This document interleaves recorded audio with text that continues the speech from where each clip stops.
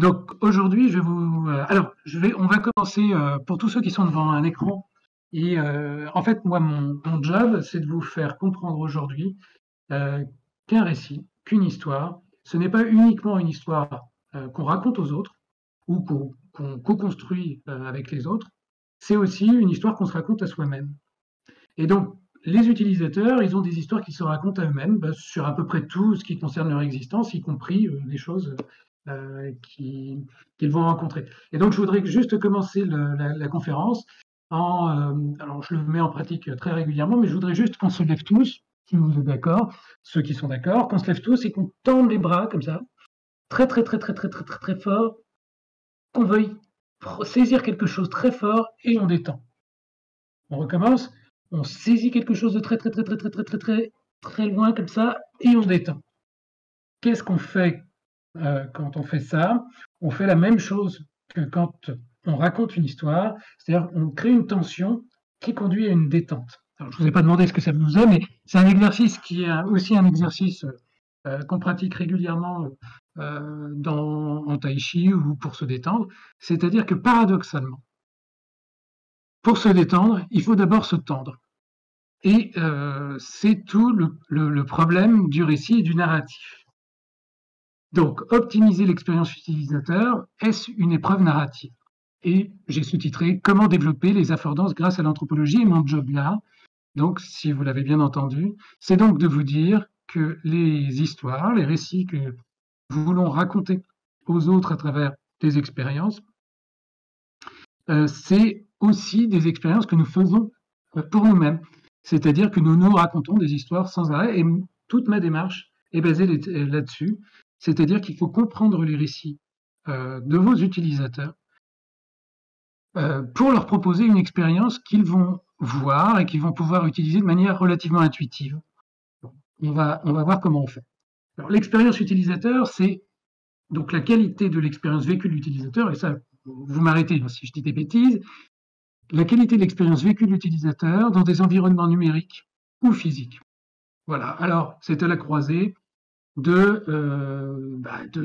marketing, du design évidemment, et puis de ce qu'on appelle l'expérience utilisateur du point de vue utilisateur. Et donc ces trois dimensions font l'expérience utilisateur. Mais cette expérience utilisateur, donc elle a deux contraintes qui se font sentir, des contraintes business qui sont très fortes et des contraintes techniques et du design. Moi, j'ai rencontré des tas de professionnels qui avaient des tas de contraintes, évidemment, puisqu'ils ont en face d'eux des interfaces à créer, des plateformes à créer, des sites web à créer, qui correspondent à l'expérience utilisateur, mais aussi qui correspondent aussi aux souhaits du donneur d'ordre qui souhaite avoir une plateforme, un objet, qui souhaite avoir un site web qui corresponde à ses contraintes business, puisqu'il veut vendre quelque chose, il veut proposer un service, il veut que les utilisateurs utilisent son site de telle ou telle manière. Donc, ça ne correspond pas forcément l'expérience utilisateur et l'expérience que souhaiterait avoir le donneur d'ordre. Donc, aujourd'hui, ce que je vous propose pendant cette heure, c'est de développer les affordances grâce au regard anthropologique. Alors, on va voir ce que tout ça veut dire petit à petit. Et en particulier avec l'outil de l'anthropologie, l'ethnographie. Alors, j'ai choisi un visuel qui est amusant, qui veut dire que qui souhaite vous choquer, au sens où entre nous et un papou, il y a assez peu finalement de différence. Il n'y a déjà pas de différence, puisque nous appartenons tous à la même espèce humaine, sauf que le papou, qui va siéger aux Nations Unies, lui, il aura choisi son contexte d'existence propre, qui est de se vêtir de telle ou telle manière. Et l'anthropologie fait ça depuis que les Européens en particulier ont découvert qu'il existait d'autres peuples qu'eux-mêmes, et s'est mise à la place, a été... Donc les anthropologues ont été au contact d'un certain nombre de peuples, d'ethnies différentes des Européens. Et c'est demandé, cette anthropologie, ces anthropologues, ils se sont demandé comment était-ce possible qu'on soit tous pareils et tous différents? Alors, au début, les anthropologues ont dit on était différents, puisqu'il y avait des races supérieures, des races inférieures. Mais tout ça est un peu oublié, heureusement. J'espère que ça va continuer. Et en revanche, aujourd'hui, les neurosciences nous disent, et on le verra tout à l'heure, que nous sommes tous dans nos cerveaux et nous avons tous des façons de fonctionner différentes. Et c'est là que l'anthropologie est intéressante, puisque l'anthropologie s'intéresse depuis ses origines à la rencontre avec l'autre, avec l'altérité, ce qu'on appelle l'altérité. Et l'altérité, c'est étrange, c'est parce que on est tous pareils et on est tous différents. Et dans ce tous pareils, tous différents, eh bien, on a parfois du mal à créer une expérience commune, une expérience que l'autre va pouvoir utiliser comme cet homme qui est aux Nations Unies et qui participe dans son costume traditionnel. Mais revenons à l'expérience. Alors, une expérience, ça vient du latin experiri, qui veut donc dire éprouver. Le radical est periri, que l'on retrouve dans periculum, péril, danger. Ici, par exemple, dans l'image que vous voyez, c'est le péril d'Ulysse, qui vit une aventure et qui doit, pour revenir à Ithaque, qui doit se faire accrocher au mât pour ne pas être entraîné par le chant des sirènes dans la mer. C'est une épreuve qui lui est tendue. Et l'épreuve, c'est quelque chose dont vous avez été sensibilisé au fil de la semaine, je le sais, par rapport aux quêtes, par rapport aux épreuves. L'expérience, c'est la même racine que épreuve. Et donc, il y a, et aussi que preuve. Donc, la quête est réussie si on va jusqu'au bout de l'expérience et si on a pu résister à un certain nombre de sirènes et si on a pu faciliter notre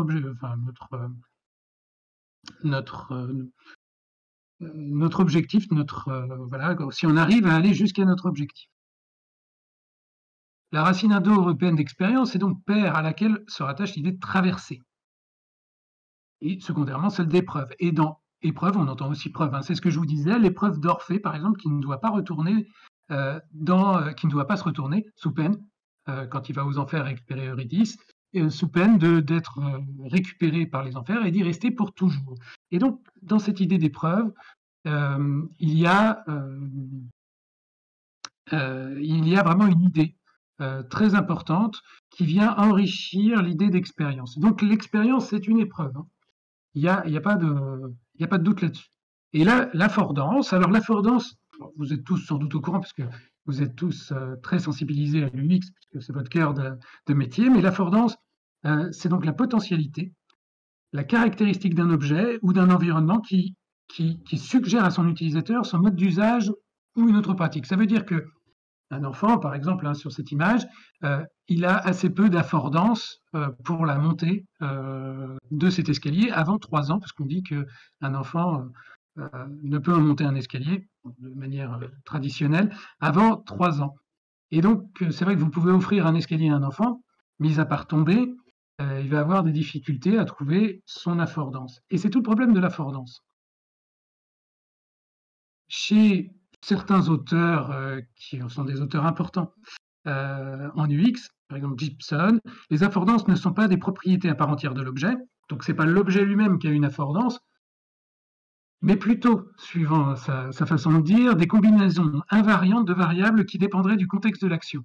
Ça veut dire que vous proposez un objet, mais si, et ça, pour avoir suivi la conférence sur le design de science-fiction, c'est exactement le même problème. C'est-à-dire que vous pouvez proposer un objet ou une interface ou un site web à quelqu'un qui ne voit pas le même contexte que vous, l'utilisation qu'il peut en faire, et bien ça ne marchera tout simplement pas.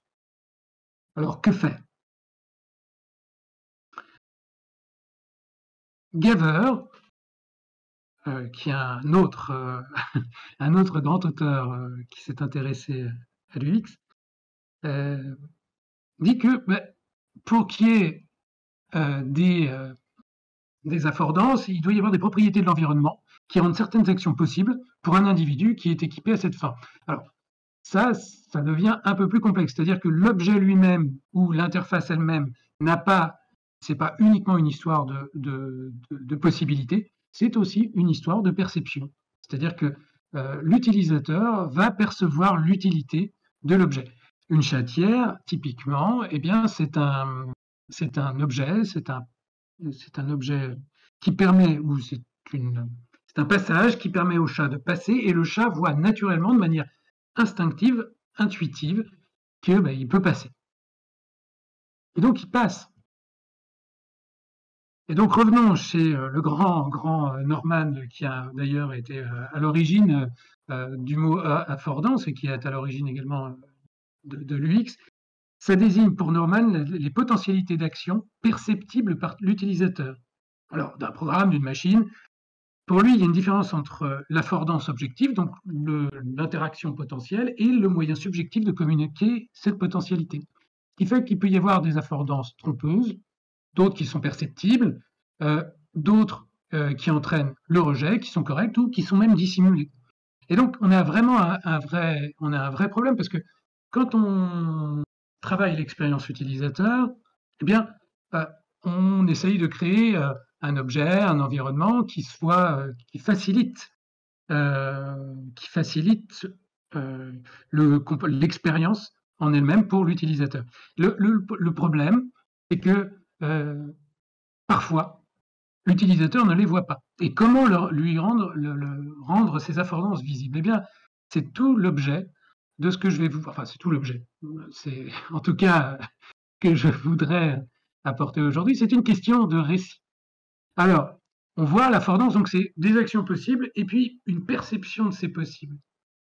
Et donc, il y a une vraie différence entre ce qui est possible. Vous voyez, si je vois la porte, je pourrais l'utiliser.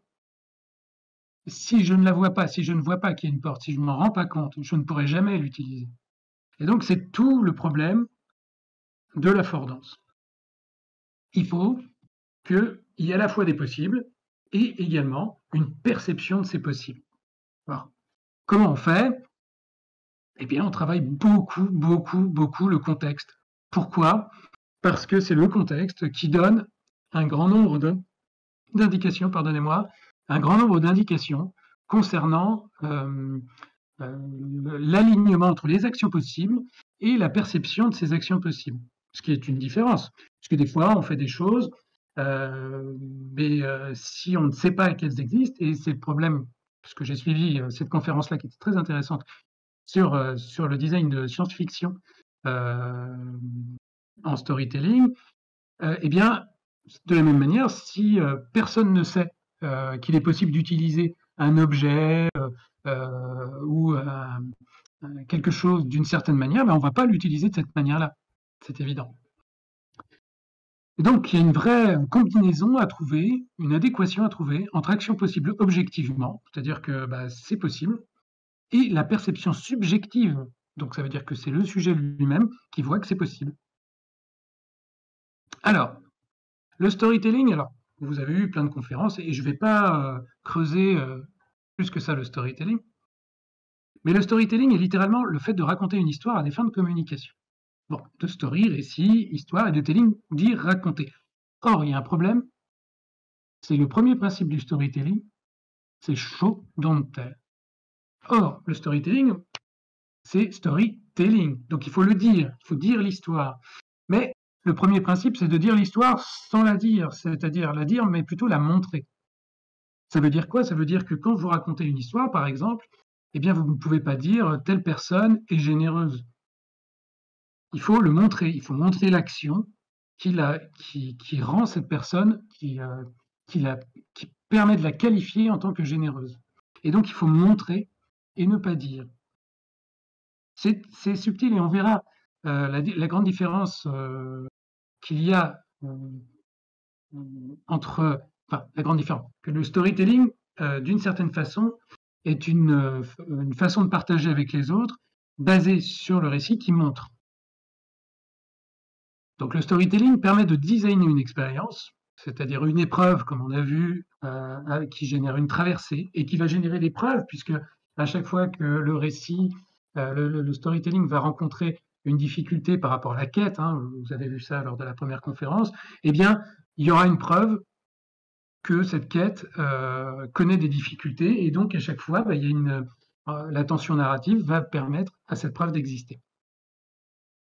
Mais ça design une expérience entre expérience attendue et expérience vécue, dans le cadre d'un contexte commun. Ça veut dire que quand on raconte une histoire, quand on fait du storytelling, on raconte une histoire. Alors on peut raconter une histoire de multiples manières, hein, vous l'avez vu. On peut raconter une histoire évidemment avec des mots. On peut raconter aussi une histoire avec des visuels, évidemment. En fait, le storytelling, c'est un rapport au temps. Et donc, au lieu de prendre une peinture statique de quelque chose, eh bien, l'histoire fait qu'il y a un début, un milieu, une fin. Et donc, il y a une quête qui s'instaure, une tension qui s'instaure avec un désir, comme tout à l'heure, nous avons essayé d'attraper quelque chose, et puis ça a provoqué une détente. Et le storytelling fait beaucoup d'un point de vue neurocomportemental. Il a un impact qui n'arrête pas d'être prouvé, c'est-à-dire que le cerveau est synchronisé, l'émotion, l'empathie, ça active le circuit de la récompense. C'est également un moteur d'action. Donc, je vous ai dit, hein, le couplage neuronal, ça veut dire que il y a certains couples de neurones qui vont s'activer en même temps. Ça va stimuler les mêmes zones chez différentes personnes du public quand on raconte une histoire. Les neurones miroirs, donc l'empathie va être stimulée, synchronisée.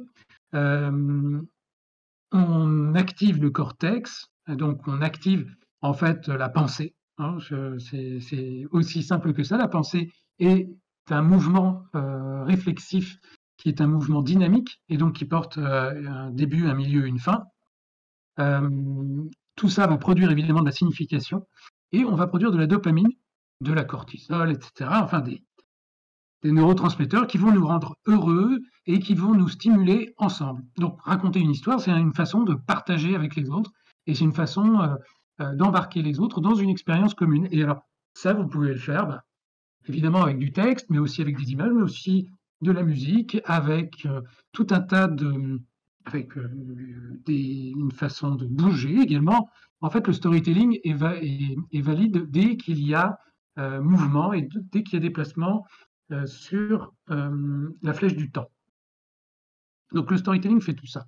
Alors, le storytelling, depuis quelques années, on en entend beaucoup parler, et il se déploie de multiples manières. Alors évidemment, ce qu'on appelle le copywriting, ou adapté à l'expérience utilisateur, l'UX Writing. Et donc dans l'UX Writing, vous avez le moyen d'organiser une expérience qui soit une expérience rédactionnelle qui conduit l'utilisateur d'un point A à un point C via un point B, et d'organiser un climax, d'organiser une tension narrative, d'organiser une quête, etc. Le storytelling a pris énormément de place un petit peu partout dans la communication et le marketing depuis une dizaine ou une quinzaine d'années. Alors, c'est bien des États-Unis, mais parce que ça a été formalisé par des grands gourous depuis quelques dizaines d'années. Ça peut être aussi visuel, bien sûr, et puis on peut organiser une expérience commune, une expérience d'usage. Voilà, on peut co-construire une histoire avec son client. On peut co-construire une histoire entre le client et les clients de ce client. On peut construire cette histoire, ce récit. On peut en faire quelque chose de vivant pour que l'expérience vécue soit vraiment vécue en live. On peut en faire quelque chose le storytelling qui peut générer des preuves, le story doing. Hein, on peut faire ça, par exemple, pour prouver, par exemple, son attachement RSE, sa politique RSE.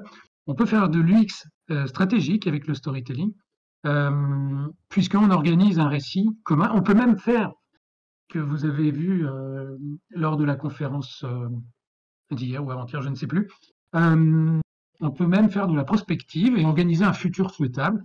Il y a des gens qui font des fresques des climats, il y a des gens pour savoir ce qui nous attend et quelles sont les options que nous pouvons avoir face aux problèmes climatiques et environnementaux.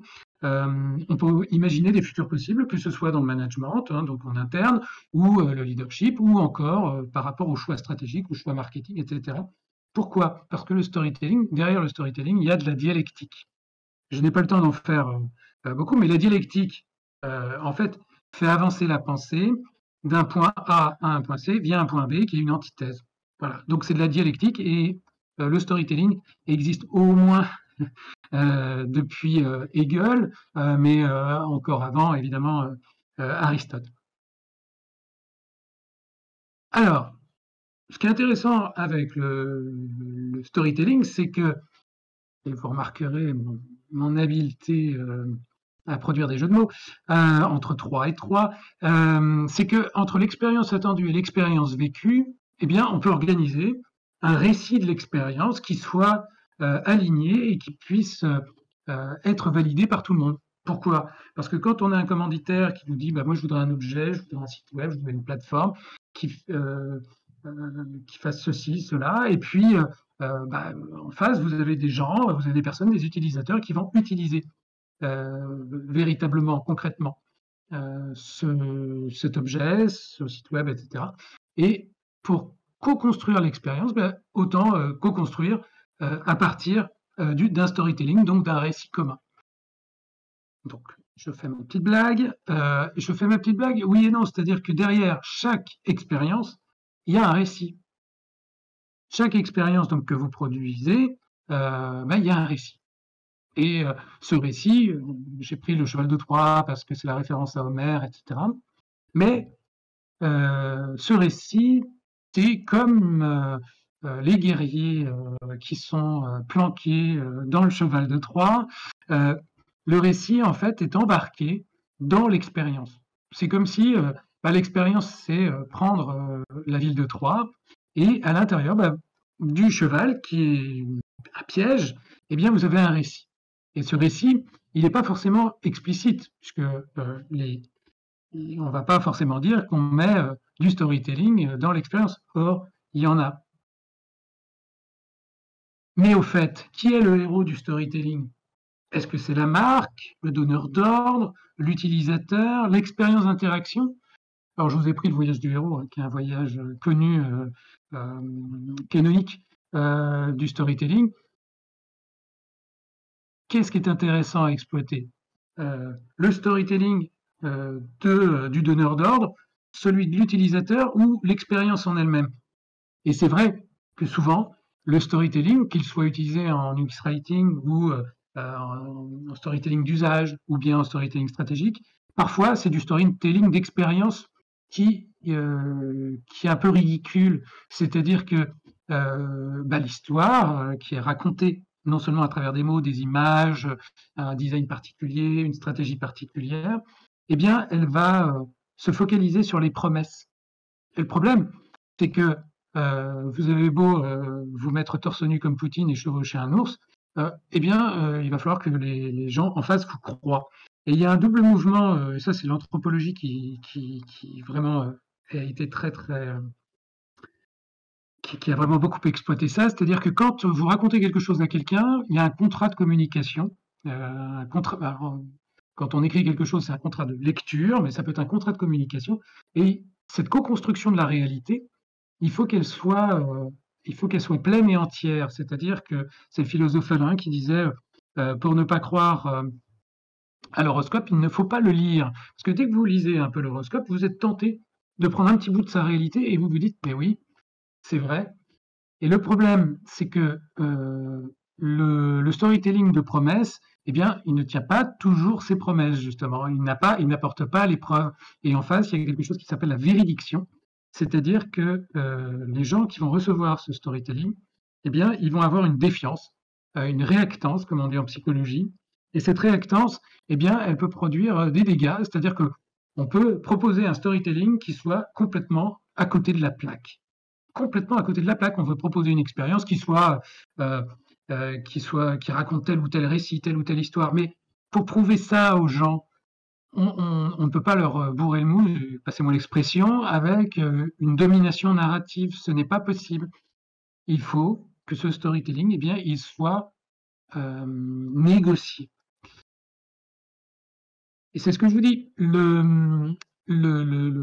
l'expérience utilisateur et le design, même si le design s'appuie sur le storytelling, eh bien, l'expérience d'utilisateur peut être complètement à côté, et vous pouvez totalement passer à côté. La dissonance augmente entre les promesses et les preuves, l'expérience attendue et l'expérience véritablement vécue, et puis le discours et puis le comportement. Donc le mieux, c'est de co-construire le narratif. Alors, parce que le véritable problème là-dedans, c'est que les narratifs, ça vit en liberté. Je ne sais pas si vous avez remarqué, mais on est tous à se raconter des histoires. On se raconte des histoires parce qu'on est bien obligé pour donner du sens à notre vie. Et les narratifs, s'ils vivent en liberté, les storytelling se sont fabriqués. Et le problème de la fabrication de storytelling, même si vous utilisez des grands archétypes plus ou moins nébuleux ou New Age, eh bien, ils vont jamais forcément accrocher les narratifs des gens, des personnes ordinaires, de vous, de moi, de l'étudiant, de la personne qui travaille, etc. Pourquoi? Eh bien, parce qu'il y a une fabrique neurocomportementale des narratifs que je vous explique brièvement. Des neurones qui s'excitent ensemble se lient entre eux. Et plus ils se lient entre eux, plus ils créent et renforcent des routines neurocomportementales. Ça veut dire que, par exemple, si vous avez appris à jouer d'un instrument de musique, j'exagère, en regardant le soleil couchant, eh bien, vous avez fait ça pendant 10 ans, eh bien, vous arrivez un jour, vous regardez un soleil qui se couche, eh bien, vous aurez envie de jouer de la musique. Pourquoi? À cause de cette règle de Hebb, c'est-à-dire que vos neurones vont se connecter entre eux naturellement. Ça renforce des routines neurocomportementales. Ça veut dire que des expériences qui sont conduites ensemble, eh bien, vont se renforcer jusqu'à produire une routine. Cette routine, c'est ce qui explique l'apprentissage associatif, dans lequel une association est faite par répétition de 2 stimuli. La répétition d'un stimulus entraîne des excitations qui sont des excitations régulières. Et votre cerveau, de plus en plus, il va prendre l'habitude de faire des choses de manière routinière. C'est ce qu'on appelle nos routines neurocomportementales, puisque et c'est pas uniquement des routines d'expérience, c'est aussi des routines de représentation, d'émotion, de contexte, d'affect. Ça veut dire que si vous avez l'habitude de jouer, je ne sais pas moi, du violoncelle en regardant les couchers de soleil, si en même temps vous avez l'habitude qu'après ce moment-là on vous appelle, eh bien il y a tout un ensemble de contextes en fait qui va construire cette routine. Ces comportements peuvent être renforcés et devenir des routines. Alors ce qu'on appelle, ce qu'on peut appeler des autoroutes neurocomportementales. Et puis si vous abandonnez, comme on sait le faire, quand on fume par exemple, ou quand on se met à boire, par exemple, ou quand on mange du sucre, par exemple, on construit des routines qui peuvent être d'ailleurs plus ou moins dommageables pour notre santé. Et ces routines, si on les arrête du jour au lendemain, il va y avoir un manque. Simplement, c'est possible. On va les arrêter, et puis elles sont progressivement oubliées jusqu'à reconstruire des allées. Ce n'est plus des autoroutes, ça redevient des allées où repoussent finalement d'autres comportements. Et voilà, on oublie complètement ces routines neurocomportementales. Mais ces routines neurocomportementales, elles participent au récit de nous-mêmes, c'est-à-dire que votre mode d'éducation, votre mode d'explication du monde, vos façons de faire les choses. Ces narratifs donnent des explications sur ce que nous faisons. Ces routines sont liées aux représentations, aux émotions, c'est-à-dire que aux représentations, c'est-à-dire comment vous vous représentez les hommes, les femmes, comment vous vous représentez votre travail, comment vous vous représentez votre âge, ce que doit faire un homme de tel âge, ce que doit faire une femme de tel âge, si vous êtes issu de telle culture, de tel groupe social, etc. Ça dépend aussi de vos émotions, de vos évolutions, de vos contextes, de tes apprentissages, des vécus, des expériences passées. Ça veut dire que tous ces narratifs, ils vous sont propres, et c'est parce que vous avez vécu telle ou telle chose, telle éducation, mais aussi tel traumatisme quand vous étiez petit, ou telle façon d'appréhender les choses, ou si vous avez fait du violoncelle en regardant en regardant le coucher de soleil. À tel point qu'on parle de film cérébral. Alors, le film cérébral, c'est Lionel Nakache, qui est un neuroscientifique qui en parle. Et ce film cérébral, c'est le flux de conscience que nous avons dans notre tête et qui donne un sens à ce que nous faisons. C'est-à-dire que quand nous voyons quelque chose, nous l'intégrons dans ce flux de conscience qui nous fait comme dans un cinéma, c'est-à-dire qu'on voit un film, c'est-à-dire qu'on ne voit pas, et c'est pour ça d'ailleurs que suivant certaines lésions, on peut voir d'autres choses que ce qui se passe en réalité, et en fait les circuits de la fiction les circuits neuronaux de la fiction sont métissés avec les circuits de la reconstruction. C'est-à-dire que votre conscience, eh bien, c'est un film. Votre conscience de vous-même, du monde, c'est un film qui passe. Un film, c'est un récit. Et largement utilisé dans des illusions intérieures. On connaît les biais cognitifs, parce que c'est très à la mode, mais vous avez tout un tas de scripts socioculturels qui vous animent. Un homme, il fait comme ci, une femme, elle fait comme ça. Voilà, on ne va pas rentrer dans ce débat-là, mais un tel âge, on fait ceci, la pudeur, c'est comme ci, c'est comme ça, je dois dire ceci, cela. Tout ça, ça constitue un film cérébral dans lequel les causalités de perception reconstruites, bottom-up, empruntent les mêmes circuits neuronaux que les corrélations mémorielles. C'est-à-dire que vous avez ce dont vous vous souvenez, qui est associatif, fictionnel, etc. Et donc, il y a des neuroscientifiques qui s'intéressent justement à cette façon de se raconter nous-mêmes. Et ce film cérébral est une mise en forme cognitive d'une expérience dans un ordre arbitraire et disposant de manière spécifique des faits, des phénomènes, des représentations, dans des relations de causalité, de corrélation. Le récit est donc une organisation cognitive de causalité, de corrélation entre perception reconstruite et imagination. C'est la raison pour laquelle, si vous imaginez un nouvel objet, il va falloir d'abord vous intéresser à des récits qui vont vous permettre d'utiliser cet objet. Parce que là, quand on regarde le fameux lapin-canard, soit on voit un lapin, soit on voit un canard. Bien, il faut voir le lapin, il faut voir le canard. Parce que 90% de nos pensées sont inconscientes, associatives et émotionnelles. C'est, parce que c'est très à la mode, il y a eu, voilà, puis il y a eu le prix Nobel, etc.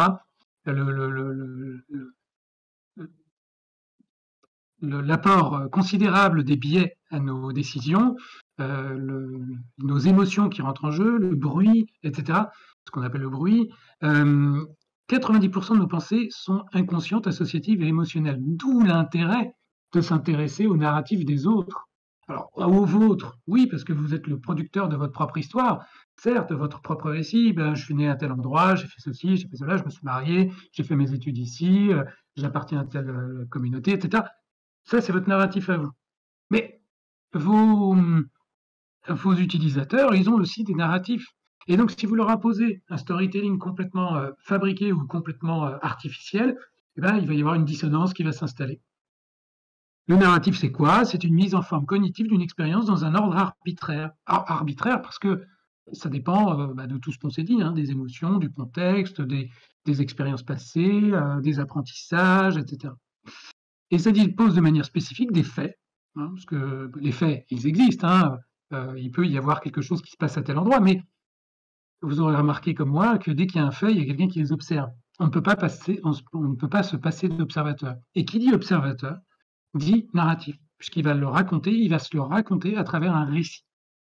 Donc tout est récit en réalité, puisque l'être humain, jusqu'à présent, pour observer des phénomènes, même s'il passe par le truchement d'outils, il construit un récit. Et même le récit de la rationalité, le récit scientifique est un récit. Un récit qui est plus vrai, puisqu'il y a une quête du vrai, une quête du vrai et du réel, mais qui change sans arrêt, puisqu'il y a des débats scientifiques, etc. Donc, le récit est une forme diachronique, ça veut dire qu'il n'est pas synchronique. Ça veut dire quoi? Ça veut dire que c'est sur la flèche du temps. Le récit, ça veut dire qu'il s'est passé quelque chose, qu'il se passe quelque chose et qu'il se passera quelque chose plus tard. Et c'est dynamique. Et ça donne du sens et de la cohérence à nos comportements, à nos expériences. C'est un support pour porter nos intentions. Et surtout, ça vient nourrir le partage qui en est fait avec les autres. Alors, souvent, quand on parle de storytelling, on pense que à l'histoire qu'on va raconter. On pense d'abord texte, on pense histoire qu'on va raconter. Alors après, on peut se dire, moi, je fais du storytelling avec avec des images, je fais du storytelling avec mon univers visuel, je fais du storytelling même, imaginons, stratégique dans le positionnement, etc. Ok, ça c'est une base. Mais en réalité, ce qui est intéressant, c'est de comprendre qu'il y a des narratifs et que ces narratifs, ils nous sont propres et ils sont propres à vos utilisateurs. Donc, chacun se fait son film cérébral, chacun est dans son récit subjectif. Il peut y avoir une quête d'objectivité. Hein, ça n'empêche personne d'être dans cette quête d'objectivité. Simplement, la quête d'objectivité est une quête scientifique qui est louable, mais qui est l'objet de multiples débats et qui est l'objet également d'une progression, puisque ce qui était valable hier n'est plus valable aujourd'hui dans le récit de la science. Par exemple, savez-vous que, je l'ai lu il n'y a pas très longtemps, mais en fait, la préhistoire, on peut se demander quand est-ce que ça a commencé, mais ça a commencé en 1858. Parce qu'avant 1858, on n'imaginait pas que la préhistoire existait. Il n'y avait eu que de l'histoire, et en particulier parce qu'on pensait qu'il n'y avait eu que de l'histoire depuis la création du monde par Dieu. Ce qui prouve que, en fait, les choses n'existent que parce qu'il y a un récit qui les met en place pour nous. Ce récit, c'est l'expérience centrale. Ce récit, on peut le projeter émotionnellement dans son fort intérieur. Alors, c'est soit un script socioculturel avec lequel on va négocier, soit un schéma cognitif qui est déjà très très bien défini pour soi et dont on peut être d'ailleurs un peu prisonnier quand on a des troubles, que l'on souhaite exprimer dans son intention, on verra comment, ou que l'on exprime dans ses paroles, dans ses représentations, même dans ses comportements. Un récit peut s'exprimer dans des comportements.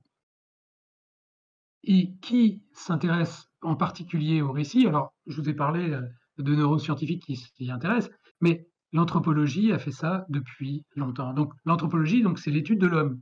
Alors il y a eu plein d'anthropologies depuis le début de l'anthropologie. Il y a eu l'anthropologie, il y a toujours d'ailleurs l'anthropologie physique qui s'intéresse à comment est le physique humain, d'ailleurs qui peut avoir des versions biomédicales, etc. Et puis il y a l'anthropologie socio-culturelle, sociale ou culturelle, qui s'intéresse aux cultures des autres et en particulier depuis qu'on a rencontré les autres. Alors qui c'est les autres? C'est des gens qui ne nous ressemblent pas. Parce qu'en fait, pendant assez longtemps, on imaginait qu'il n'y avait que les Européens qui existaient. Et puis surtout, qu'il n'y avait que les Européens qui avaient raison. Ils avaient raison pour tout, ils avaient la science, voire ils avaient Dieu aussi avec eux, enfin, ils avaient raison sur tout. Et puis, on a rencontré ces autres. Alors, on les a d'abord rencontrés en Amérique, et puis on les a rencontrés un petit peu partout. C'est des autres qui pensaient pas comme nous, qui faisaient pas comme nous. Alors, on était très très embêtés avec tous ces autres. Alors, au départ, on s'est dit, en fait, au départ, c'était l'évolutionnisme. Alors, on pensait que ils étaient des primitifs, parce que nous, on était très avancés, on était vraiment très intelligents, nous, les Occidentaux.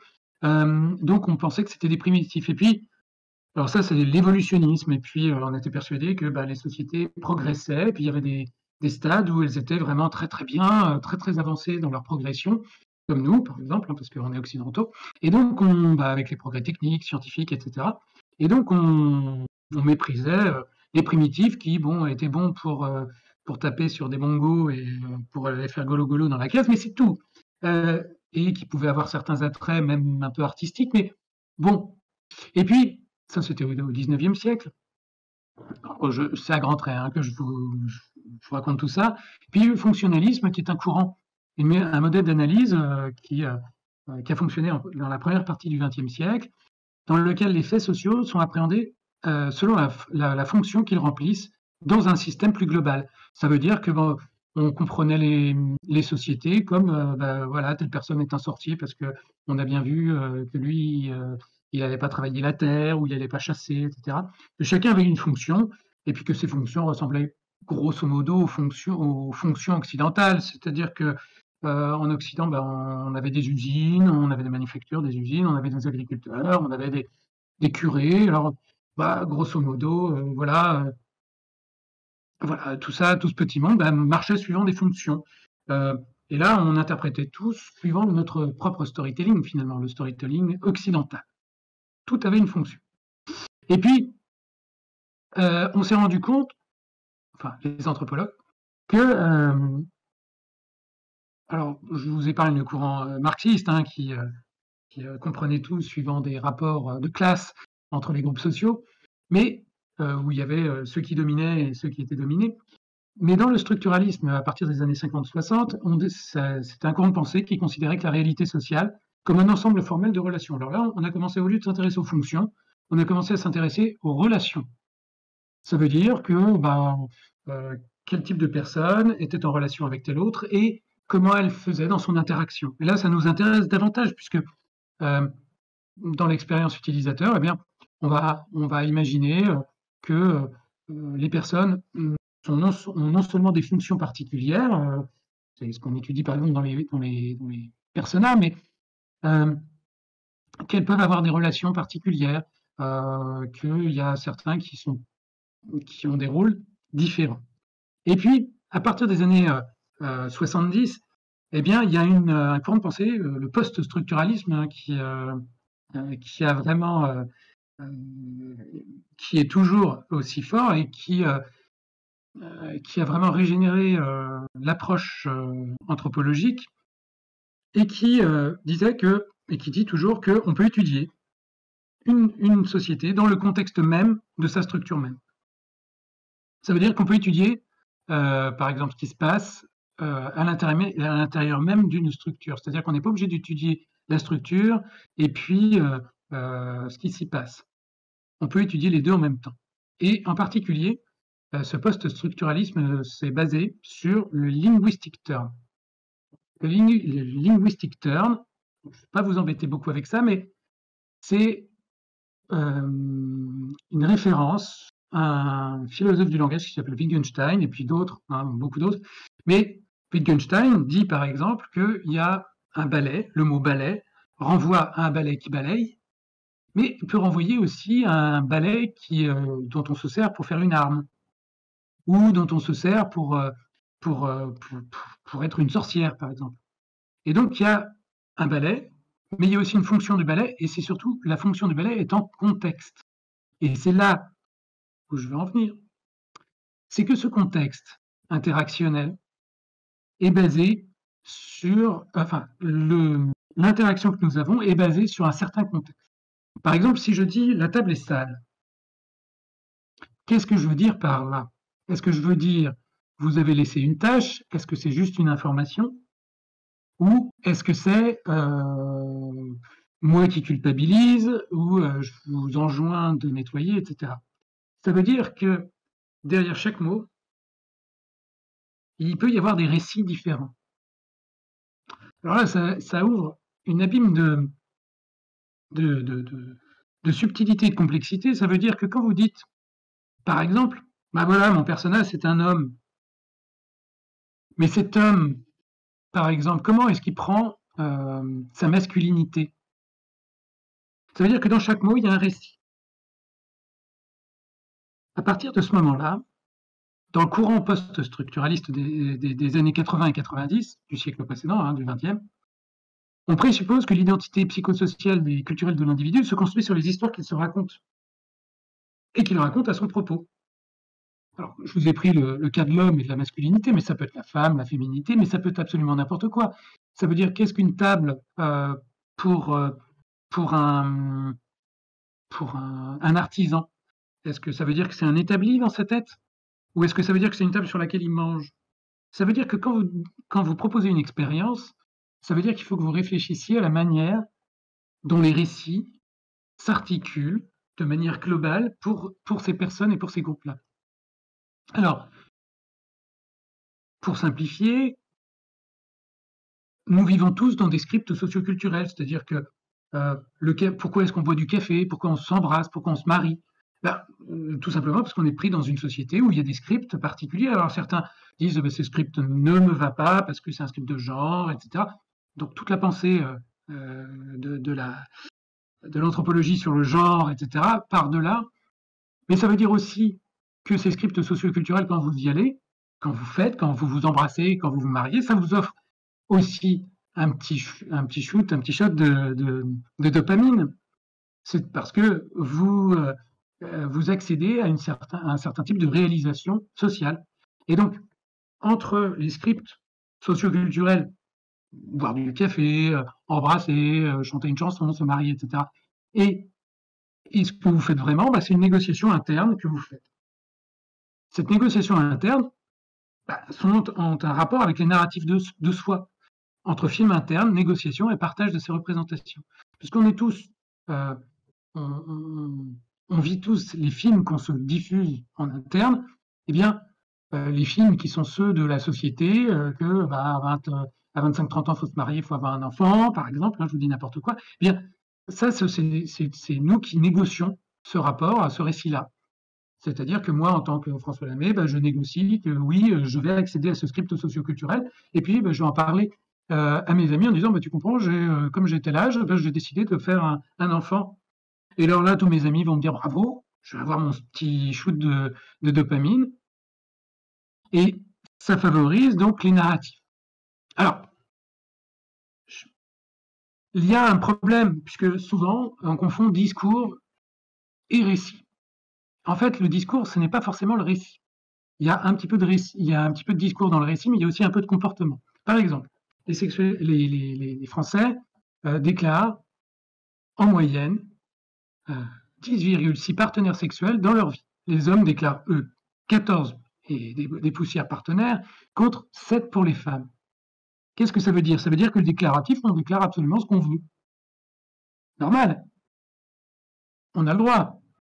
Moi, je peux raconter n'importe quoi sur, non seulement ma vie sexuelle, mais tout ce que je fais. Ce déclaratif, il faut absolument vous en méfier quand vous conduisez des enquêtes et quand vous faites des focus group et quand vous conduisez des enquêtes, vous produisez des questionnaires, les déclaratifs sont extrêmement trompeurs. Donc, évidemment, quand on fait une enquête pour de l'expérience utilisateur, eh bien, on va à la fois demander aux gens vraiment ce qu'ils font. Alors, ils vont déclarer quelque chose, et puis ils vont se comporter différemment. Donc, ça veut dire qu'il faut à la fois regarder ce qu'ils font et ce qu'ils déclarent. Et puis, et c'est là que je voudrais vous alerter, ou en tout cas vous sensibiliser, il faut aussi analyser leur récit. Et le récit, qu'est-ce que c'est un récit?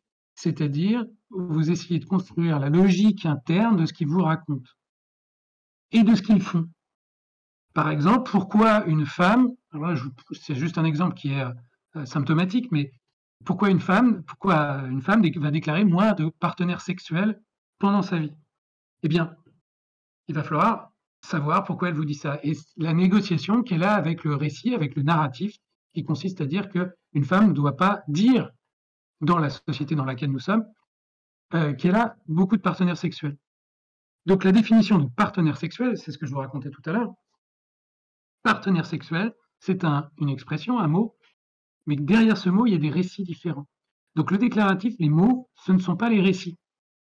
Les comportements, ce ne sont pas non plus les récits, puisque en fait les comportements, cet enchaînement de comportements et de déclaratifs, eh bien, va constituer le récit. Il y a donc un récit interne, celui que je porte de mon fort intérieur, avec lequel je suis plus ou moins conscient de ce que je fais, mais j'essaye d'organiser une histoire. J'essaye de changer, d'avoir un pouvoir sur le monde, donc j'essaye d'avoir une intention, et puis ensuite, il y a le récit explicite qui est partagé. Alors, quand on a une expérience, eh bien, il y a d'abord les émotions, dont on n'est pas conscient, il y a tout le contexte dont on n'est pas forcément conscient, et puis il y a le récit de l'expérience anticipée, ces scripts sociaux, cette négociation interne avec les scripts sociaux. Il y a l'expérience vécue qui, elle, est un autre type de récit. Et puis, il y a ensuite l'expérience partagée qui est aussi un autre type de récit. Donc, en tout, il y a 3 types de récits différents. Mais revenons à l'affordance. L'affordance, qui est donc en particulier le rôle du contexte dans l'alignement entre action possible objectivement et perception subjective des possibles, eh bien, il y a ce rapport au contexte qui est très important. Comment est-ce que le chat sait que la chatière, il peut passer dedans? Eh bien, il faut rendre visible une potentialité, donc rendre visible la porte qui était là. Et rendre visible la porte, ça veut dire que, il faut comprendre le récit de l'expérience anticipée. Et il faut aussi comprendre le récit de l'expérience vécue et que ce soit aligné. Évidemment, si vous dites aux gens, je vais vous faire une porte, vous allez pouvoir passer par cette porte. Très bien, donc les gens disent, très bien, j'ai un récit d'expérience anticipée. Mais il faut qu'ils le vivent vraiment. Et c'est en ça qu'ils auront leur lot de dopamine et qu'ils seront contents. De la même façon, il faut que cette cohérence soit complète, cette cohérence narrative. Il faut qu'il y ait des rapports logiques qui se tiennent, qui rendent tout ça cohérent et congruent, c'est-à-dire adapté à la situation qui est vécue par l'utilisateur. L'objectif, c'est d'éviter les conflits de sens, de perception et harmoniser les expériences attendues, vécues et partagées. Donc il faut éviter toutes les contradictions, les perceptions négatives. Et ça peut se loger n'importe où dans le récit de vos utilisateurs, les comportements hostiles, les sentiments de menace. Il faut éviter évidemment que la promesse ne soit pas vécue, c'est-à-dire il faut valoriser le circuit de la récompense. Alors j'imagine que vous savez ce que c'est que le circuit de la récompense, mais c'est quand vous avez la vue du chocolat, alors vous anticipez l'expérience, et puis vous mangez le chocolat, alors là vous avez la récompense, vous avez un petit shot de gras et de sucre, et donc vous avez votre récompense et ça libère quoi? De la dopamine. Et donc vous en tirez un certain contentement, et ce contentement, c'est quelque chose qu'on a, alors y compris en mangeant du chocolat, mais dans toutes les situations socioculturelles, et y compris dans l'utilisation de sites web, dans l'utilisation d'objets, dans l'utilisation de plateformes, etc. Et donc moi, mon conseil, c'est de libérer la dopamine, c'est-à-dire que de faire correspondre le récit de l'expérience anticipée au récit de l'expérience vécue. Alors, je vais terminer par 2 petites anecdotes. D'abord, L'Homme D, qui est un livre qui est très intéressant. C'est le récit, alors là, c'est de la littérature, hein, mais qui va vous éclairer sur la place de notre récit personnel. C'est l'histoire d'un psychiatre qui décide, parce qu'il fait une dépression, de tout tirer au dé, de toutes ses actions au dé. Et très rapidement, pour savoir s'il va voir tel patient, pour savoir s'il va revoir sa femme, il tire tout au dé. Donc il se met très vite à avoir des comportements extrêmement variés et variables, et donc il commence à être complètement déstructuré, puisque il change de femme, il change de patient, il change de métier, il change de lieu, il change tout le temps. Cet homme D, ce récit de l'homme D, et alors, très rapidement, en fait, les autres le considèrent comme fou, puisqu'il fait des choses totalement incohérentes. Et lui-même, à la fin, devient fou. Là, je vous spoil le roman. Mais c'est très intéressant parce qu'on se rend bien compte que là, que nous tous, nous respectons des récits qui nous sont propres et que nous organisons pour donner du sens à ce que nous faisons. Et puis j'ai un deuxième tout petit conte à vous raconter. C'est l'utilité de l'inutilité. Alors là, oui, j'ai l'utilité de l'utilité. Mais en fait, c'est l'utilité de l'inutilité. En fait, c'est un petit conte taoïste qui dit que c'est Chuang Tzu qui se balade et qui parle d'un arbre tordu. Et donc, il y a son disciple qui lui dit, mais ça sert à rien, un arbre tordu, autant l'abattre. Mais voilà, Chuang Tzu répond, mais cet arbre, il peut être inutile comme voie d'œuvre, mais on peut se reposer et sous l'ombre douce. Et donc, on peut se rendre compte, en fait, qu'en étudiant les récits, on va trouver d'autres affordances qu'on n'avait pas du tout anticipées. Et ça, c'est vraiment plus vous allez enquêter sur les récits, plus vous allez trouver d'autres choses qui peuvent parler, qui peuvent rajouter du contexte commun avec vos utilisateurs. Donc moi, ce que je vous conseille, voilà mes dernières slides, c'est s'appuyer sur l'immatériel de notre humaine condition, observer les narratifs. Alors il existe différentes techniques, de l'ethnolinguistique, de l'approche narrative, de la pragmatique du langage, de l'ethnométhodologie, du clean language. Il y a différentes façons de faire. C'est-à-dire qu'en plus du déclaratif et en plus de l'expérience, observez les narratifs, observez comment se déploient les récits, qui sont des indices de l'immatériel, des indices du sens qui est donné à l'expérience. Vous créez les conditions ensuite du dialogisme des récits, c'est-à-dire qu'en fait les récits, ils se parlent entre eux, c'est-à-dire que les récits utilisateurs, ils parlent à votre storytelling UX, votre UX writing, votre storytelling d'usage, etc. Et donc, réduisez l'écart entre attendu et vécu et proposez des expériences vécues résonantes avec le récit des groupes et des personnes. Et je vous invite vraiment à augmenter cette résonance narrative, c'est-à-dire que vous rapprochez les 3 dimensions de l'expérience anticipée, de l'expérience vécue et de l'expérience partagée. Voilà, j'en ai fini et je vous remercie.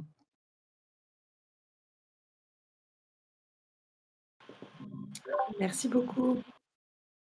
C'était très riche. Merci beaucoup, c'était génial. Bon, Ouais. voilà.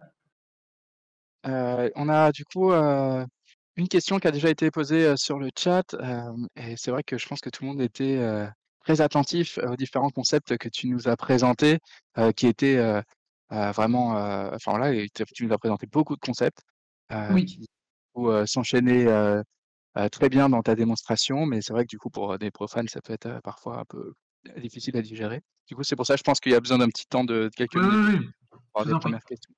Je vais te poser la première question et puis ensuite moi j'en ai une aussi de mon cru que j'aimerais bien te poser.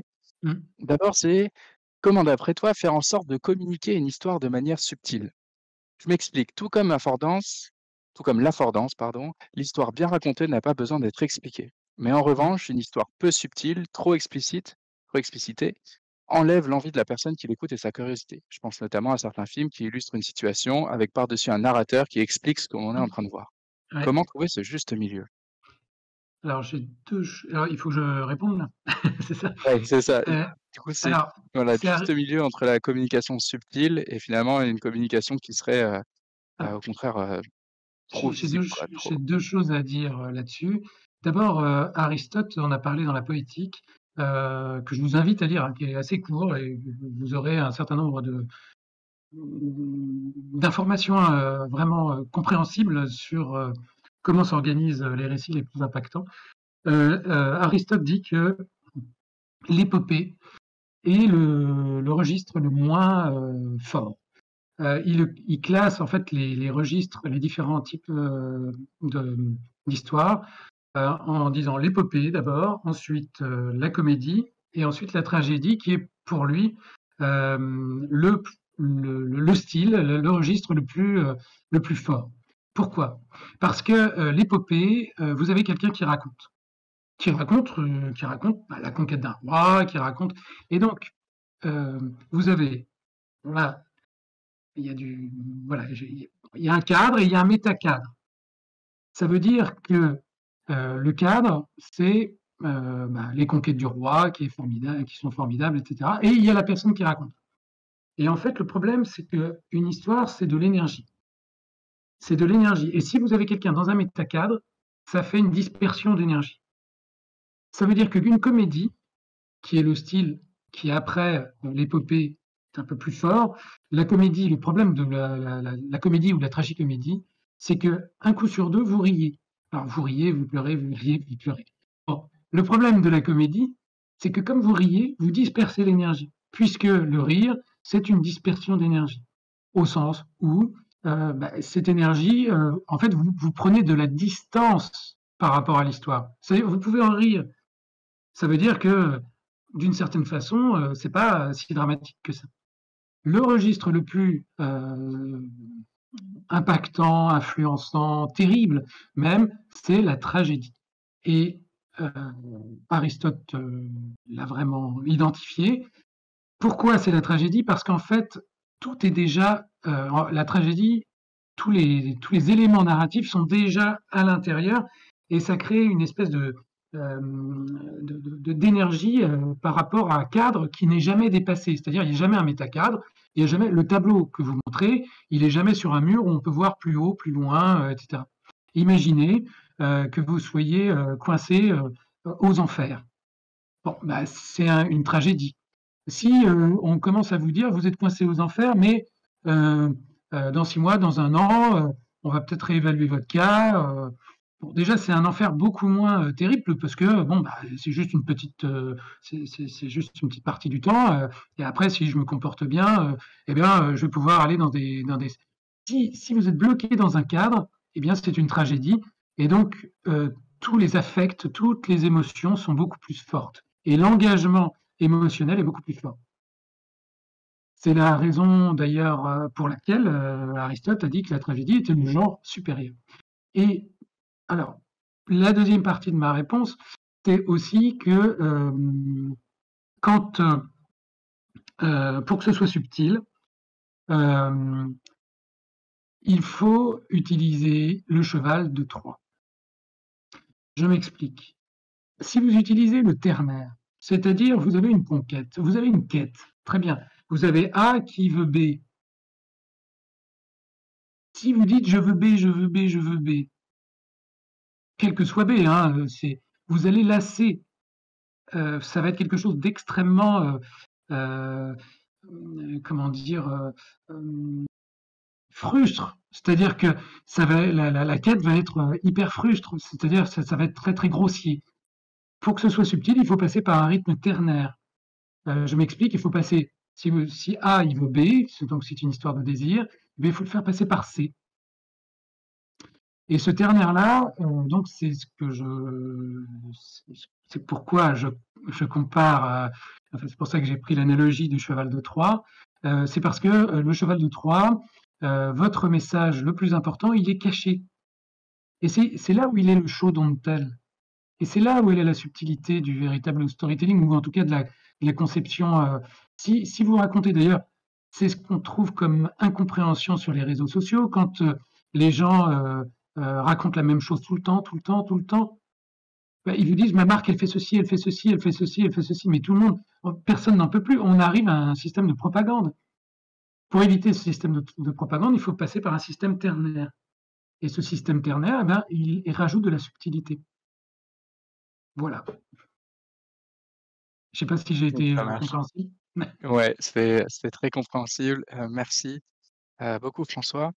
Du coup, moi, j'avais aussi une question. J'aimerais ton avis là-dessus. C'est à quel point les narratifs de nos utilisateurs, enfin nos narratifs en fait à tous, Mmh, sont stables dans le temps. C'est-à-dire qu'effectivement, on se raconte des histoires et mmh, nous, du coup, on pourrait effectivement choper du déclaratif, derrière observer pour essayer mmh, de comprendre, d'analyser, de comprendre ces narratifs. mmh. Et du coup, d'après toi, à quel point ils sont stables et à quel point on peut se baser dessus? Est-ce qu'il y a des pièges à éviter? Alors, bah, c'est tout l'objet des études sociologiques, anthropologiques, psychologiques, c'est de savoir si les contextes sont stables. Euh, et on le remarque, ils ne sont jamais stables en réalité, ils sont tout le temps en transformation. Moi, j'appelle ça la transformation silencieuse. En fait, chacun de nous, enfin, je dis transformation silencieuse après un philosophe qui s'appelle François Julien et que j'aime beaucoup. On est tous en transformation tout le temps, par rapport à nos expériences, par rapport à nos vécus, par rapport à nos contextes. Demain, bah, je ne sais pas, l'essence est à 1 million le litre. Bah, on va se faire à l'idée de rester sur place. Ce sera notre contexte. Hein. Je veux dire, moi, je ne vais pas chercher midi à 14h et je n'irai pas à Paris. Et ces contextes, ils sont sans arrêt en train de bouger. Et nous, on rajoute tout le temps de la simplification en essentialisant les choses.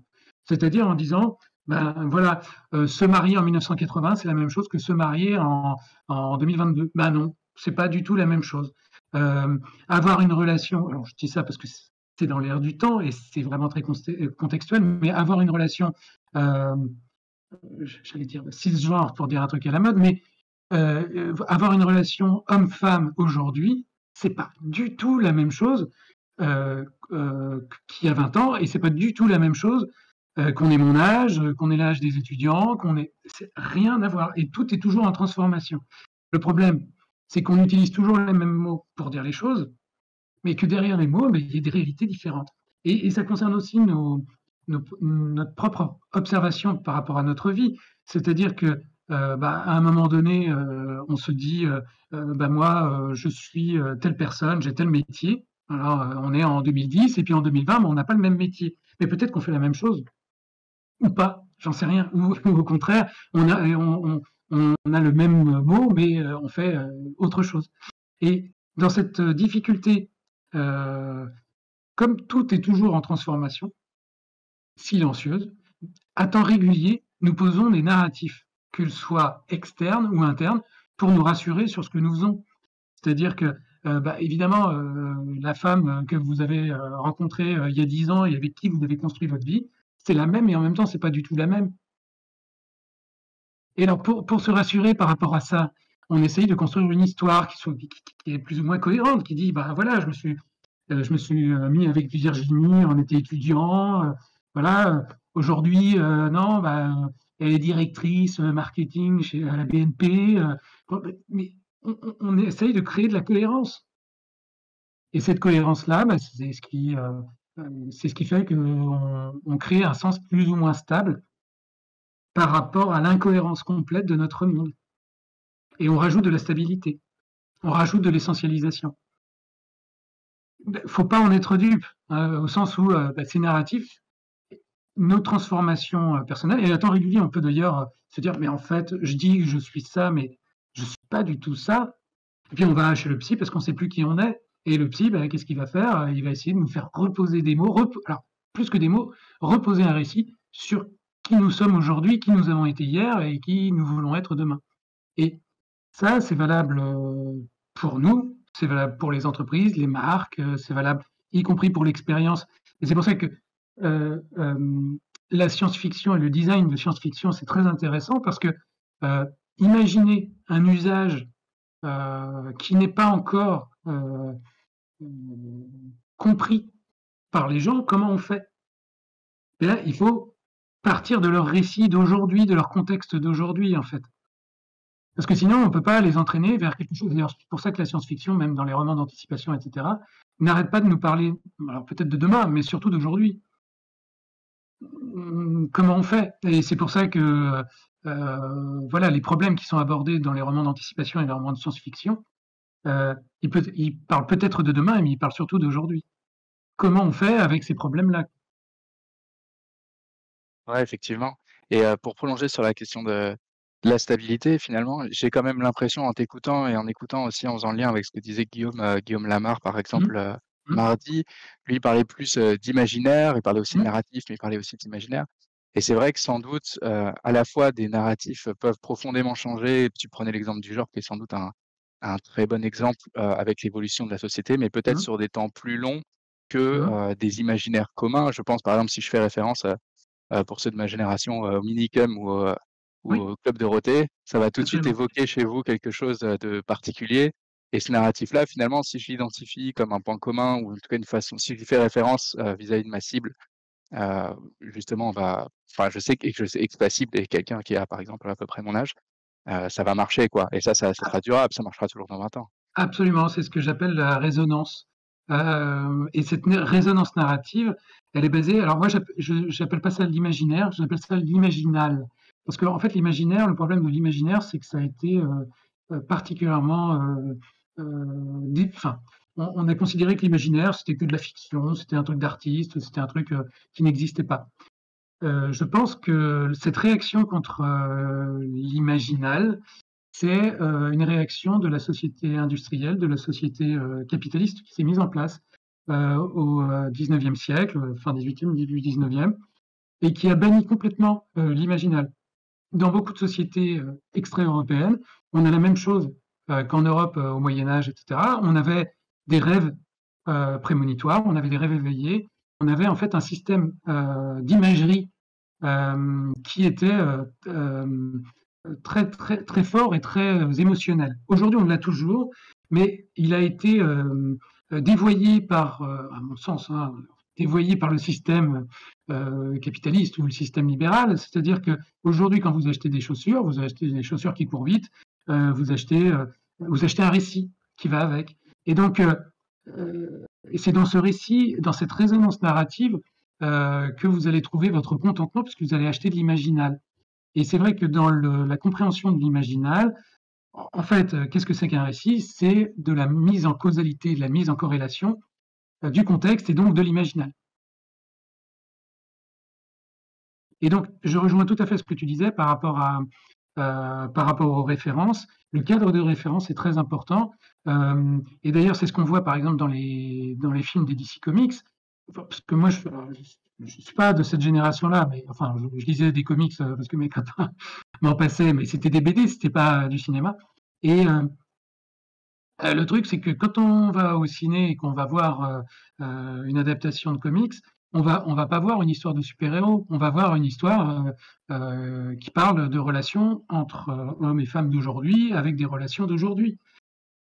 Et c'est de la même manière que quand on fait de l'enquête historique, on ne fait pas vraiment de l'enquête historique pour savoir comment ça s'était passé et comment ça s'est passé. On fait aussi ça, mais on fait aussi quelle est la relation avec le monde d'aujourd'hui. En fait, on est toujours prisonnier d'un contexte, puisque je vous rappelle que 90% de nos pensées sont inconscientes, émotionnelles, associatives. Et donc, on a toujours ce rapport au contexte qui est éminemment présent. Et ce rapport au contexte, eh ben, il dépend des références socioculturelles, des scripts, des scripts socioculturels, mais aussi de notre négociation propre avec, interne avec ces scripts-là. Et comment on fait pour dealer avec ça, pour négocier. Est-ce que je suis un vrai homme si je ne sais pas bricoler, par exemple? Alors, je reviens sur les histoires de genre. Mais moi, j'ai horreur du bricolage, par exemple. Et bah voilà, dans certaines, alors je vous fais une confidence aujourd'hui, mais dans certaines relations, ça peut me poser un problème. Parce qu'on a dit, bah, quoi, t'es un mec ou t'es pas un mec? Tu sais bricoler ou tu sais pas bricoler? Je m'en fiche, hein, ma femme d'aujourd'hui sait très bien bricoler. Mais ce que je veux dire par là, c'est que on deal vraiment avec ces scripts socioculturels tout le temps. Et on le deal de façon interne. Et on le deal aussi, on négocie, pour le dire correctement, par rapport à nos expériences passées. Imaginons que, c'est pour ça que les personas en tant qu'exercice scolaire est idiot. Parce que j'avais partagé une fois un mème qui est un truc anglais, mais qui représentait le prince Charles et le chanteur de Black Sabbath, Ozzy Osbourne. Et ils ont tous les deux le même âge, ils ont tous les deux vécu en Angleterre, ils ont tous les deux le même nombre d'enfants. Sauf que c'est pas les mêmes histoires surtout. Et donc, si vous voulez parler au prince Charles, Windsor, vous parlez pas du tout à Ozzy Osbourne, qui lui a pris tellement de drogue qu'il est un peu bizarre et voilà, et qui a toute une imagerie derrière. C'est pas du tout les mêmes. Et pourtant, ils ont le même âge, pourtant, ils sont riches pareil, ils ont le même nombre d'enfants, ils sont anglais tous les deux, etc. Ce ne sont pas les faits qui sont significatifs en eux-mêmes. C'est les récits qu'on met dessus. Et ça, l'anthropologie n'arrête pas de nous le dire. C'est pas parce que il se produit un fait quelque part que tout le monde l'interprète de la même manière. Et c'est pour ça que quand on organise une expérience utilisateur, eh bien, il faut savoir à qui on parle et surtout quels sont les récits en face. Voilà. Et alors, comment on devrait s'y prendre concrètement? Est-ce qu'on devrait, pareil, je pose une idée comme ça, identifier les résonances, identifier voilà, des références qui font résonance chez nos utilisateurs, et se servir de ce prisme-là pour identifier leur narratif et du coup un peu leur cadre de référence et la big picture, quoi? Ou alors est-ce que c'est l'inverse? Ou est-ce qu'il faut, partir du cadre narratif et ensuite, en découler des Ouais, alors c'est une question, qui m'agite pas mal parce que bon là, j'ai je fais un podcast sur le narratif et je rencontre un certain nombre de storytellers qui, eux, ont des rapports à des archétypes et donc qui, eux, passent par le prisme d'archétypes déjà constitués. Alors, soit c'est jungien, soit ce sont des archétypes, je ne sais pas. Pour ma part, moi, comme j'ai été formé à l'anthropologie, alors le truc de l'anthropologie, c'est que au départ, l'anthropologie, en rencontrant les peuples qui n'étaient pas européens, ils ont plaqué leur propre archétype. Bon, c'est normal. Et ils avaient que ça comme cadre de référence. Donc ils ont dit, ben voilà, vous faites ça comme ça. Le problème, c'est que quand on plaque ces archétypes, on ne comprend pas les choses de manière subtile. Je vais vous faire, il y a un des profs en anthropologie, un anthropologue français, qui raconte dans un de ses livres, Éric Chauvier, qui raconte que dans un de ses cours, en fait, il disait, les jeunes adultes de telle ethnie en Amazonie, eh bien, à tel âge, ils ont un rapport sexuel avec quelqu'un du même sexe qu'eux, pour les hommes. Et donc, il y a une étudiante ou un étudiant qui lui dit, ouais, ils sont gays. Éric Chouy, non, ils ne sont pas gays. Ce mot n'a aucun sens pour eux. Ils sont au contraire ils ont un récit de virilité qui passe par ce moment que nous appellerions gay ou homosexuel, ou voilà, peu importe la manière dont on en parle, mais ça n'a aucun sens pour eux. Et le truc, l'anthropologie n'a pas arrêté de se tromper, n'a pas arrêté depuis la découverte des Amériques, elle n'a pas arrêté de dire ah, en fait il faut penser ça, et, les telles ethnies, mais ils sont comme ci ou ils sont comme ça. À tel point qu'aujourd'hui, depuis 70 ans, on s'est dit bon, on va arrêter de penser avec des cadres de référence tout faits. On va prendre les gens comme ils sont et on va prendre leur narratif. Et à tel point qu'aujourd'hui, il y a même des disciplines de psychologie, de psychiatrie, qui s'appellent par exemple l'ethnopsychiatrie, qui au lieu de dire, ben voilà, on a bien compris votre cas, vous avez un problème avec votre père, c'est un problème oedipien, etc. Un cadre de référence très européen, très freudien, lacanien, tout ce qu'on veut. Non. L'ethnopsychiatre, il dit, ah oui, vous avez été envoûté par les djinns. Alors ça se manifeste comment? Et qu'est-ce qui se passe quand vous êtes envoûté? Et qu'est-ce qui va se passer? Donc, qu'il l'encapsule dans un cadre narratif. Quand on fait ça, on arrête d'avoir des stéréotypes et des archétypes déjà tout faits. Je ne dis pas que les archétypes n'existent jamais, j'en sais rien en fait. Et à chaque fois qu'on a voulu le faire, et l'un des derniers à avoir voulu le faire, c'est Lévi-Strauss, à la fin des années 60, il a voulu faire des archétypes narratifs.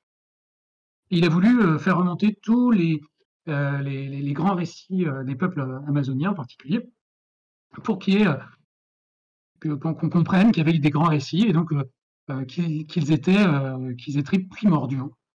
C'est universel un petit peu, c'est ça? Voilà. Eh ben, il a jamais réussi, ça a été un échec.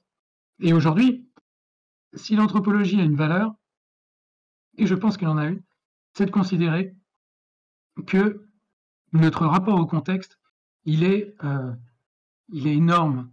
C'est-à-dire que le narratif qu'on peut mettre dessus, il est absolument énorme. Il n'a pas de limite, il n'a pas de frontières. C'est-à-dire que nos changements de contexte de vie, de représentation, de société, et on peut tout faire. C'est-à-dire qu'on voit les choses, on voit les faits de manière tellement multiple qu'on peut tout à fait réagencer ces faits, ces phénomènes, l'humanité peut vraiment faire ça de manière extrêmement libre. Et qu'il ne faut pas se sentir prisonnier d'archétypes ou en tout cas de stéréotypes déjà tout faits. Alors, bien sûr, on peut retrouver des grandes figures de la fertilité, voilà, ou des grandes figures guerrières, etc. Mais c'est pas très important en fait. C'est pas très important parce que la subtilité, elle est dans justement la compréhension de ces narratifs subtils et pas dans les grands cadres d'archétypes. Donc, alors dis-moi si je me trompe, mais du coup, ça voudrait dire, si j'ai bien suivi tout ce que tu viens de nous expliquer, c'est que finalement, pour éviter d'être biaisé par nos propres archétypes lorsqu'on essaie de comprendre les narratifs des autres, il faut finalement plutôt aller écouter en fait les gens et comprendre leur cadre de référence à eux, pour justement éviter de biaiser leur discours, quoi. Et donc, ce serait plutôt commencer par effectivement la compréhension du narratif de l'autre, et puis peut-être identifier dans ce narratif-là, pour reprendre ma question de base, des résonances avec peut-être des cultures communes. Absolument. En fait, comme Guillaume. absolument. Ce qui est intéressant, c'est de voir, vous avez un énoncé et vous avez le rapport de cet énoncé au contexte. Et c'est en ça que vous arrivez à avoir une écoute, et une bonne écoute. C'est-à-dire que quelqu'un qui vous dit quelque chose, il faut l'écouter dans la résonance qu'il a avec son contexte à lui. Donc, il faut comprendre quel est son rapport à son contexte. Parce que si vous l'analysez par rapport à votre contexte, vous êtes forcément biaisé de multiples manières, soit par les biais cognitifs, soit par vos études, vous êtes européocentré, ou alors vous êtes genré, ou alors vous êtes dans tel type émotionnel. Pour avoir une observation la plus compréhensive possible, il faut ne rien juger en fait. Il n'y a aucun jugement à avoir, c'est-à-dire que la personne, elle vous raconte quelque chose, et dans ce qu'elle raconte, vous voyez les connexions et vous voyez les inférences, c'est-à-dire quand quelqu'un vous dit la table est sale, qu'est-ce que ça veut dire la table est sale pour elle? Qu'est-ce que la saleté pour elle? Qu'est-ce que c'est la table pour elle? On reprend depuis le début, c'est-à-dire que en fait, on est chacun dans notre tête, on a chacun des expériences passées différentes, on a chacun une éducation différente. Et c'est vrai que si vous voulez vous adapter au public pour leur proposer des storytelling qui marchent, il faut s'intéresser à eux. Vous pouvez plaquer de temps en temps un archétype qui marche. Moi, je croise les doigts pour vous, mais c'est risqué. D'accord. Ok, ça marche. Moi, j'avais une question miroir justement par rapport à ça, mais je pense que tu y as déjà un petit peu répondu en disant que derrière chaque mot, il pouvait y avoir des récits différents. Et justement, ça crée de la complexité et des subtilités. Mais si justement, on n'a pas ces codes-là, on n'a pas ces inférences-là, comment est-ce qu'on peut faire malgré ces complexités pour éviter les contresens ou des quiproquos ou des choses comme ça? Alors, c'est là justement que, ouais, effectivement, j'y ai répondu, mais c'est vrai que c'est une question d'écoute. Il y a dans le discours des mots qui comptent plus que d'autres. Il y a, alors, il y a dans les différents outils que je vous ai proposés, il y a une approche qui s'appelle l'approche narrative, qui s'appelle comme ça, et qui est une approche qui a été proposée par des thérapeutes, des psychologues, et qui est basée sur un certain nombre de travaux d'anthropologues, de travaux narratifs. Et dans cette approche, vous apprenez à identifier la manière dont les gens utilisent des mots-clés. Mais ça peut être n'importe quoi, hein. Ça peut être affordance, par exemple. C'est un mot-clé. Alors chacun va vouloir avoir sa définition, mais c'est pour qu'on soit tous d'accord, il faut qu'on ait tous la même définition. Le problème, c'est que chacun dans notre tête, on a chacun une définition différente. Et donc, pour savoir exactement ce que recouvre comme récit un déclaratif, il faut étudier les mots et les récits qui sont à l'intérieur de ces mots. Et c'est ce que je vous ai dit depuis le linguistic turn, depuis les années 60. On s'est beaucoup appuyé sur la philosophie du langage, sur ce qu'on appelle la pragmatique, c'est-à-dire l'analyse du langage en contexte. Parce qu'en fait, dire quelque chose hors contexte, ça n'a aucun sens. Ce que je vous raconte là aujourd'hui, alors qu'on est dans le cadre d'une conférence et de l'après-conférence des questions, qu'est-ce que j'irais le dire dans la rue au premier Pékin qui passe? Ça n'a aucun sens. Ce que nous racontons tous les jours et les interactions que nous avons avec les autres, elles n'ont un sens que si elles sont situées. Elles sont situées dans un espace, dans un temps, dans un univers de sens. Et donc, un univers de sens avec le rapport à la table, le rapport au genre, un univers de sens. Et cet univers de sens, eh bien, il va falloir le comprendre pour comprendre de quoi parle votre utilisateur. En fait. Mais c'est une question d'écoute. Je me souviens quand j'étais plus jeune, jeune UX designer, je commençais à travailler avec des personnes bien plus aguerries que moi, notamment des ergonomes, etc. Et je me rappelle d'exercices où on faisait des interviews utilisateurs et où du coup, moi, je préparais bien mon guide d'entretien, j'avais bien tout mon matériel bien carré. Et la personne avec qui j'étais en binôme, qui faisait en gros la moitié des entretiens, moi je faisais l'autre moitié parce qu'on devait aller plus vite, me disait: «Ah oui, oui, ah tiens, regardez 5 minutes avant de démarrer. Ah, c'est ça le guide d'entretien? Oui, pas de problème, je le prends», etc. Donc, imaginons un Excel avec du coup une colonne à remplir par participant, etc. Donc, moi, je remplissais mes colonnes, je posais les questions, etc., ou les thématiques. Et à la fin, elle m'envoyait du coup, par exemple, la personne là à qui je pense, elle m'envoyait ses données, ce qu'elle avait récupéré. Et en fait, elle avait pris une case du tableur Excel et elle avait tout noté dedans. Toutes ses notes et donc c'était pas du tout réparti, elle avait pas du tout suivi les questions, et cetera. Et en fait, mais je trouvais qu'elle avait, par contre les insights qu'elle récupérait, étaient vraiment, hyper intéressants. Et il y avait alors du coup, ça suivait pas un peu ma méthodologie, donc moi évidemment, en étant plus le plus jeune, c'était moi qui devais me dépatouiller avec ça. Mais c'était quand même super intéressant. Et du coup, ça apporte, je trouve, François, tu apportes un éclairage aussi sur ça, parce que peut-être que, cette personne-là, on pourrait le comprendre comme ça, avait quand même cette capacité d'aller écouter les histoires qu'allaient lui raconter les utilisateurs, ce qu'ils vivaient eux, leurs anecdotes de vie et tout ça. Quand moi j'essayais de suivre quelque chose de beaucoup plus protocolaire, elle était vraiment dans une démarche plus humaine de rencontre de l'autre et de compréhension de son histoire. Et finalement, elle arrivait à sortir une matière extrêmement fournie sans avoir le même cadre que moi. C'est-à-dire qu'en creusant le récit que font les autres, on arrête de plaquer nos propres archétypes, nos propres façons de fonctionner.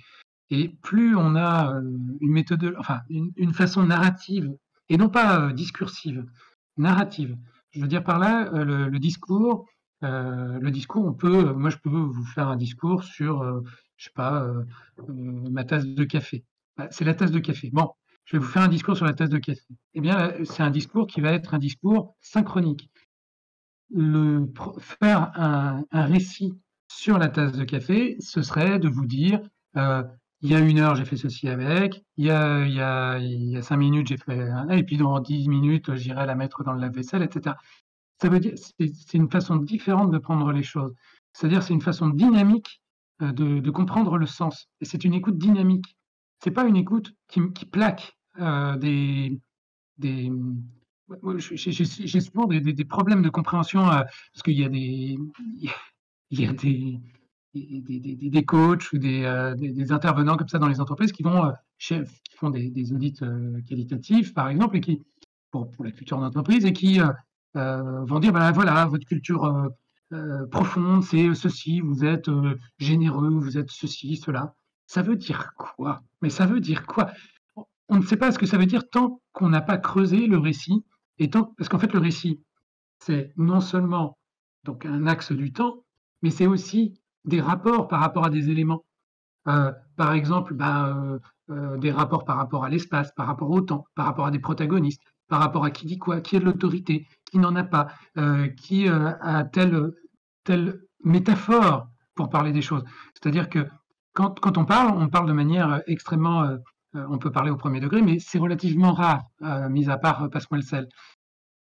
Donc la plupart du temps, on emploie des images, et ces images parlent, et elles parlent dans un référentiel qui renvoie à d'autres images qui ont toutes des positions hiérarchiques. Et donc, on peut analyser ce discours pour savoir, en fait, de qui on parle. Il y a des choses, d'ailleurs, quand on analyse le discours, on se planque derrière des nous, des on, des autorités, comme ça.